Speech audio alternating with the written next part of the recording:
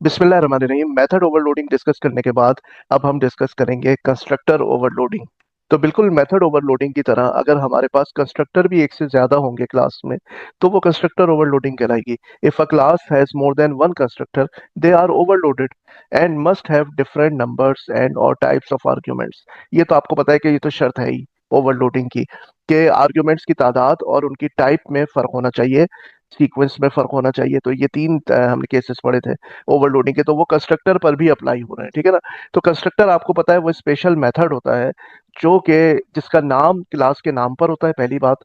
और जब हम ऑब्जेक्ट क्रिएट करते हैं तो ये ऑटोमेटिकली रन हो जाता है, इसको कॉल करने की जरूरत नहीं पड़ती। Programmers often provide a no argument constructor that takes no argument. Usually programmer क्या करते हैं, ऐसा कंस्ट्रक्टर लिखते हैं जिसमें वैल्यूज जो होती हैं, जो क्लास के वेरिएबल्स होते हैं वो इनिशियलाइज हो रहे होते हैं। तो अमूमन उसमें कोई आर्गुमेंट पास नहीं होता, लेकिन जो है पैरामीटराइज कंस्ट्रक्टर भी बनाया जा सकता है। If a programmer does not define any constructors, Java provides one default no argument constructor, which allocates memory and sets fields to the default values. अगर प्रोग्रामर कंस्ट्रक्टर डिफाइन नहीं करता तो जावा प्रोवाइड करता है एक डिफॉल्ट नो आर्ग्यूमेंट कंस्ट्रक्टर, ठीक है, जो कि मेमोरी एलोकेट करता है, सबसे पहली बात। और सेकंड, जो फील्ड्स है ना, जो डाटा फील्ड्स आपने यूज की हैं, उनको डिफॉल्ट वैल्यूज पे इनिशियलाइज कर देता है। आगे आने वाली स्लाइड में मैं बताऊंगा कि किस डाटा वैल्यू की इनिशियल वैल्यू क्या है, सही है। Overloaded constructor is called based upon the parameters specified when new is executed. New जब हम करते हैं तो बेसिकली हमारे पास क्या होता है, ऑब्जेक्ट क्रिएट होता है। अच्छा, ऑब्जेक्ट क्रिएट होने पर हमारे पास मैच होगा कि कौन सा कंस्ट्रक्टर कॉल होना चाहिए, ठीक है। अगर हमें दो तीन कंस्ट्रक्टर बनाए, कंस्ट्रक्टर ओवरलोडिंग की है, तो ये उस वक्त जब हम न्यू के बाद क्लास का नाम लिखेंगे और उसमें पैरामीटर देंगे, तब डिसाइड होगा कि कौन सा कंस्ट्रक्टर कॉल होगा। अच्छा, अब इसमें थोड़ा सा आपको जहन में रखना है कि डिफॉल्ट कंस्ट्रक्टर और नो आर्गुमेंट कंस्ट्रक्टर जो हम खुद बनाते हैं उसमें फर्क होता है। क्या फर्क है, ये पांच हमने यहाँ पे फर्क लिखे हैं।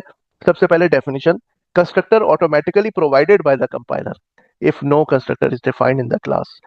डिफॉल्ट कंस्ट्रक्टर वो होता है जो कंपाइलर ऑटोमेटिकली प्रोवाइड करता है, लेकिन शर्त यह है कि आपने कंस्ट्रक्टर ना लिखा हो। अगर आपने लिख लिया तो फिर डिफॉल्ट कंस्ट्रक्टर नहीं चलेगा।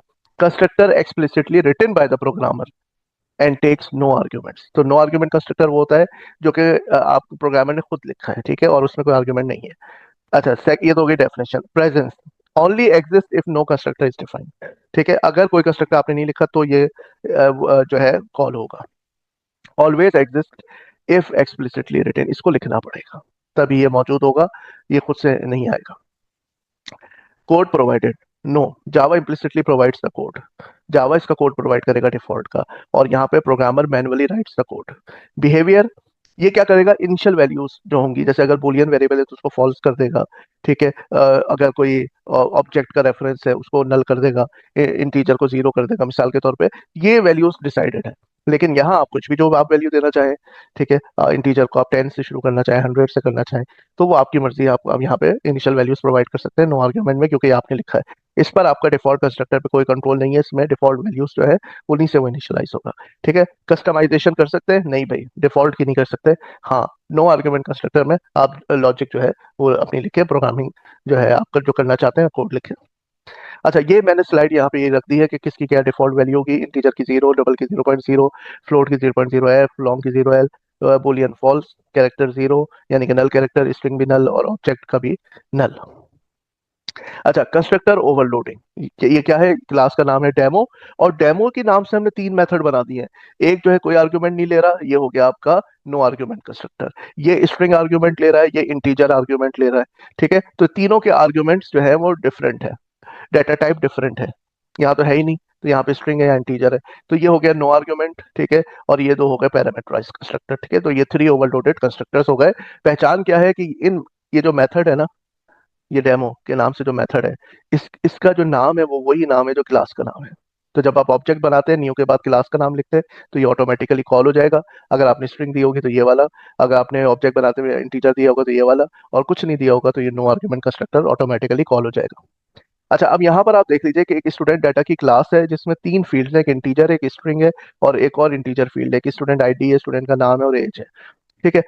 यहाँ पर नो आर्ग्यूमेंट कंस्ट्रक्टर जो मैं डिफाइन कर रहा हूँ उसमें मैं स्टूडेंट आईडी को 100 से इनिशियलाइज कर रहा हूँ, और नेम को न्यू स्टूडेंट कर रहा हूँ, और एज 18 कर रहा हूँ। लेकिन मैंने एक और कंस्ट्रक्टर यहाँ बनाया हुआ है जिसमें जो यूजर डाटा देगा, यानी यहाँ पे वो देगा आईडी, यहाँ पे उसका नाम और यहाँ पे उसकी एज। तो जो यहाँ पर जब ऑब्जेक्ट बन रहा होगा तो जब डाटा सप्लाई करेंगे तो वो डाटा जाके आपके ये इंस्टेंस वेरिएबल में, यहाँ जो जो भी ऑब्जेक्ट होगा उसकी जो 3 वेरिएबल्स हैं वो इनिशियलाइज हो जाएंगे इस डाटा से।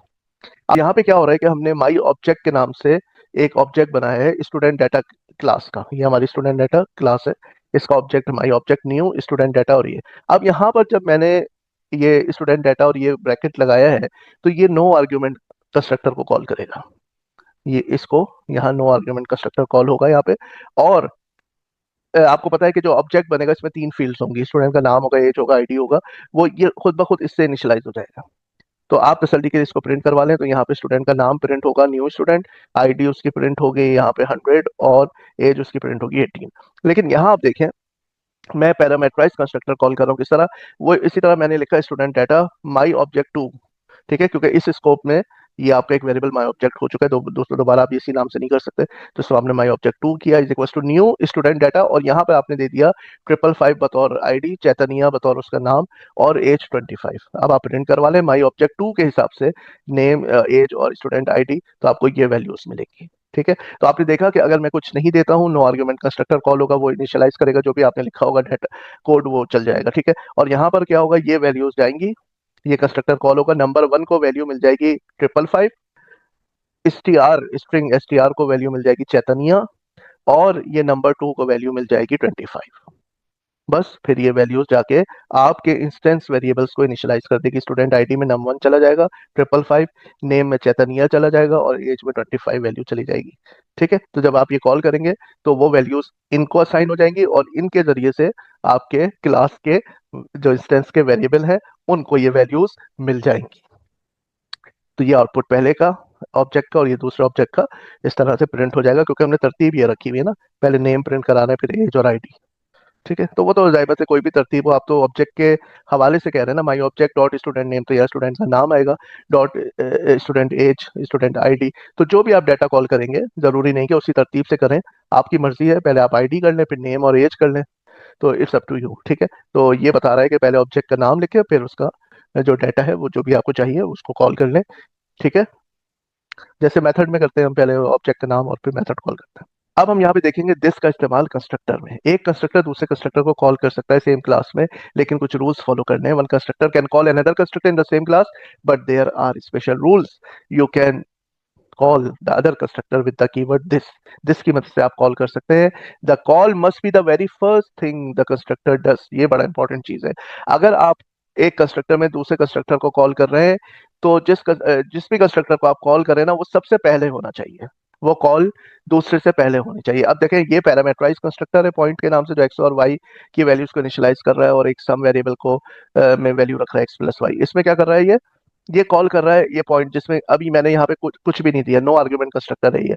इसमें आप क्या कर रहे हैं, पैरामेट्राइज कंस्ट्रक्टर को कॉल कर रहे हैं। कैसे पता चला पैरामेट्राइज को कर रहे हैं, क्योंकि आपने लिखा है दिस, ठीक है, और यहाँ पर 0 0, ये ठीक है ना, ये 0 वैल्यू एक्स को चली जाएगी, ये 0 वैल्यू वाई को चली जाएगी और फिर ये कोड चलेगा।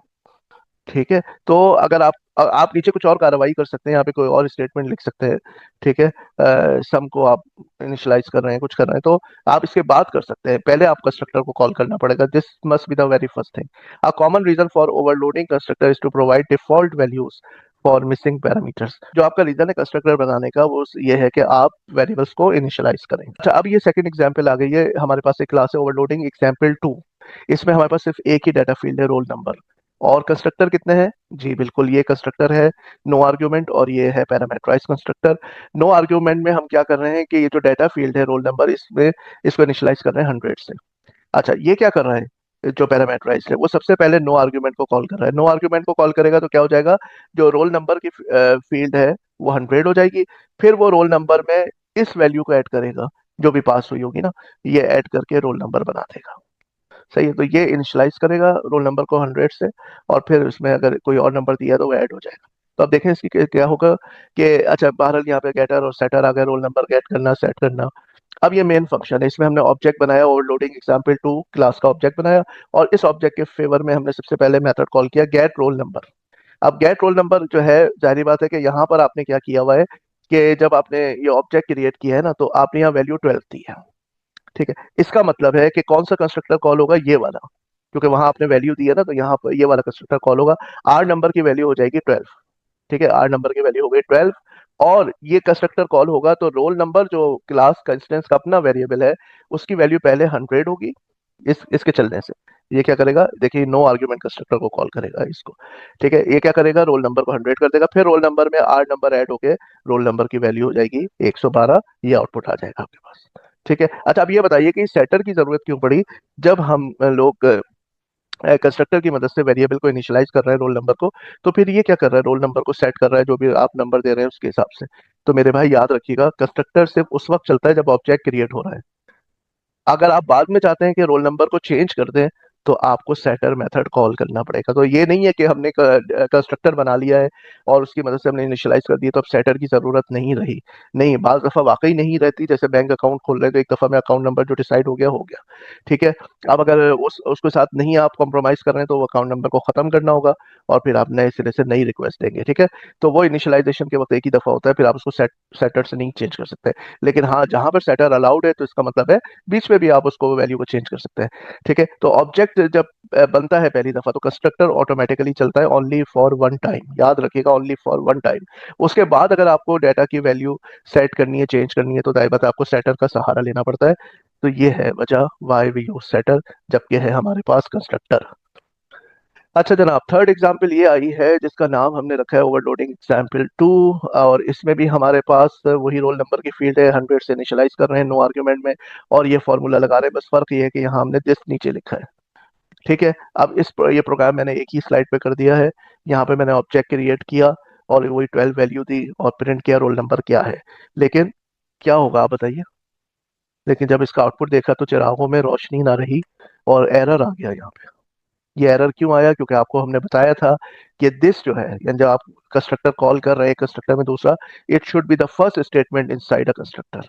जिस कंस्ट्रक्टर में आप दूसरे कंस्ट्रक्टर को कॉल कर रहे हैं तो पहले दूसरे कंस्ट्रक्टर को कॉल करें फिर अपना काम करें। यहाँ आप क्या कर रहे हैं, पहले आपने अपनी कार्रवाई शुरू की फिर आप कंस्ट्रक्टर को कॉल कर रहे हैं। ये नहीं है, कंस्ट्रक्टर की कॉल पहली स्टेटमेंट होनी चाहिए, ये शर्त है। तो ये जो है इस यहाँ पर ये जो आपने कार्रवाई की है इस पे एरर आएगा, कुछ कोई कोड वर्ड नहीं चलेगा। सही है।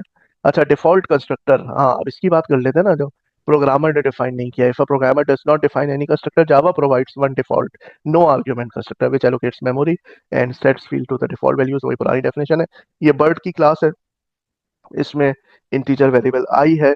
सही है, अब मैंने क्या किया है, इसका मेन मेन फंक्शन में, मेन मेथड के अंदर मैंने बर्ड का ऑब्जेक्ट बनाया, उसका नाम रखा है एनसी, एनसी न्यू बर्ड। और ठीक है, अब यहाँ पे क्या होगा, मैंने इस क्लास बर्ड क्लास में सिर्फ एक डाटा मेंबर है मेरे पास आई, जिसकी टाइप इंटीजर है, ना कोई कोड है ना कोई मेथड है, कुछ नहीं है। ठीक है, तो अब जो ऑब्जेक्ट यहाँ बनेगा, ये यहाँ पे तो कोई कंस्ट्रक्टर भी नहीं है क्लास बर्ड में, तो ये डिफॉल्ट कंस्ट्रक्टर कॉल होगा जावा का। और वो क्या कर देगा, इस डाटा वेरिएबल आई को जीरो से इनिशियलाइज कर देगा। जीरो से क्यों करेगा, क्योंकि मैंने आपको पूरी लिस्ट यहाँ पे दी थी। आपको याद होगा कि इंटीजर जो है उसकी डिफॉल्ट वैल्यू जीरो है। ये क्या करेगा, आई को जीरो से इनिशियलाइज करेगा। आप तसल्ली कर लें, प्रिंट करवा लें एनसी डॉट आई। एनसी क्या है, आपका ऑब्जेक्ट है, उसका वेरिएबल आई, क्योंकि ये तो क्लास है ना। इस आई, ये आई कब वजूद में आएगा, जब आप इसका ऑब्जेक्ट बनाएंगे। तो पहले आपने बर्ड क्लास का ऑब्जेक्ट बनाया और अब आप उसका डाटा प्रिंट करवा लें तो आप देखेंगे यहाँ पे जीरो वैल्यू प्रिंट होगी। अच्छा, अब आगे एग्जांपल 4 जो एक और बड़े इंपॉर्टेंट एरर को हाईलाइट कर रही है। यहाँ पर हमने इस क्लास में, डेमो क्लास में, जो रोल नंबर है हमारे पास, हमने एक कंस्ट्रक्टर बनाया है, लेकिन वो कंस्ट्रक्टर क्या है, पैरामेट्राइज कंस्ट्रक्टर है। जब हम मेन में ऑब्जेक्ट क्रिएट कर रहे हैं तो यहाँ पर हम कोई वैल्यू नहीं दे रहे। ठीक है, और हम ये उम्मीद लगाए बैठे हैं कि यहाँ पे जावा का नो आर्ग्यूमेंट कंस्ट्रक्टर खुद ब खुद कॉल हो जाएगा। लेकिन जनाब याद रखिएगा कि जब आपने एक दफा कंस्ट्रक्टर बना लिया, ठीक है, अब आपने यहाँ पे कोई आर्ग्यूमेंट दिया है तो आप आर्ग्यूमेंट वाला ही कॉल कर सकते हैं। अगर आप चाह रहे हैं नो आर्ग्यूमेंट तो आपको डिफाइन करना पड़ेगा।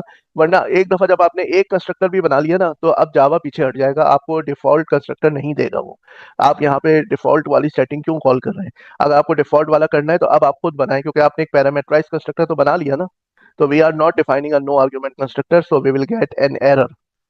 ठीक है, यहाँ एरर मिलेगा, the constructor demo without any argument is not defined. ठीक है, इज अनडिफाइंड। तो default constructor is automatically created by the compiler only if no constructor is defined. Default constructor तब हरकत में आता है जावा का जब आपने कोई कंस्ट्रक्टर नहीं लिखा। ठीक है, अगर आपने खुद लिख लिया है नो आर्ग्यूमेंट, तो फिर तो जाहिर है उसके चांस खत्म हो गए। लेकिन अगर आपने नो आर्ग्यूमेंट नहीं लिखा, आपने आर्ग्यूमेंट वाला कंस्ट्रक्टर भी लिखा, तो भी no argument default constructor call नहीं होगा। अब आप ही की जिम्मेदारी है कि आप कोडिंग करें नो आर्ग्यूमेंट कंस्ट्रक्टर की, डिफॉल्ट अब नहीं चलेगा। ठीक है। No argument constructor is explicitly written. Explicitly का मतलब होता है वजाहतन आप लिखे।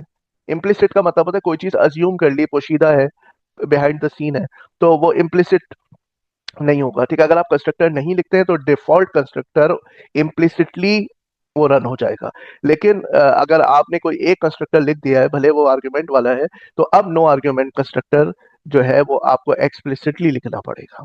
तो क्या सोच रहे हैं, चले फिर नेटबीन्स की जानिब, और एक छोटा सा बस इसका प्रैक्टिकल करके आपको दिखाता हूँ। अगर हम नेटबीन्स में और लेके आए हैं क्लास बर्ड, जिसमें हमारे पास एक डाटा फील्ड है इंटीजर आई, और ये हमारी क्लास, इसका नाम हमने रखा है डिफॉल्ट कंस्ट्रक्टर, क्योंकि इसमें हम डिफॉल्ट कंस्ट्रक्टर रन करके आपको दिखाना चाहते हैं। Public static void main string arguments, और यहाँ पे हमारे मेन में हम क्या कर रहे हैं, ये बर्ड क्लास का, ये जो हमारी बर्ड क्लास है, इसका ऑब्जेक्ट हमने बनाया, इसका नाम हमने प्यार से रखा है एनसी, और न्यू बर्ड, न्यू बर्ड। ठीक है। अच्छा, अब हमने कोई कंस्ट्रक्टर यहाँ नहीं बनाया, तो डिफॉल्ट कंस्ट्रक्टर चलेगा, और जो डाटा फील्ड है ना, इसको इनिशियलाइज कर देगा जीरो से। ठीक है। तो ये एनसी की जो हमारी फील्ड है आई, ये आप प्रिंट करवा लें। ठीक है, इसको आप रन करें।